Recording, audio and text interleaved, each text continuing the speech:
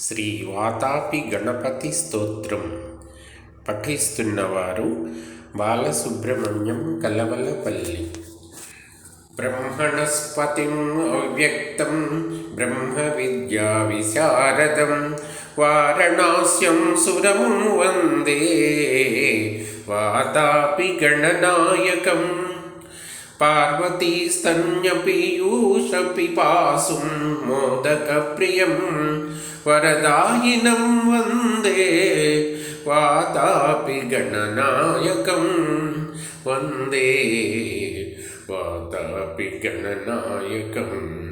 లంబోదరం గజేశానం భూతిదానపరాయణం భూతాదిసేవితం వందే వాతాపి గణనాయకం. వక్రతుండం సురానందం నిశ్చలం నిశ్చితార్థదం ప్రపంచభరణం వందే వాతాపి గణనాయకం. విశాలాక్షం విదాం శ్రేష్టం వేదవాङ्मयవర్ణితం వీతరాగం వనం వందే వాతాపి గణనాయకం.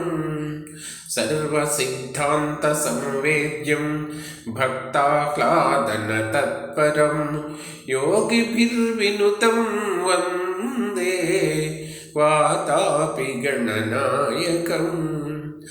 మోహమోహితం ఓంకార బ్రహ్మరూపం సనాతనం లోకానాం కారణం వందే వాతాపి గణనాయకం. వాతాపి గణనాయకం. పీనస్కంధం ప్రపన్నా పీనస్కంధం ప్రసన్నాతిమోదదం ముద్గరాయుధం విఘ్నౌఘనాశనం వందే వాతాపి గణనాయకం. వాతాపి గణనాయకం.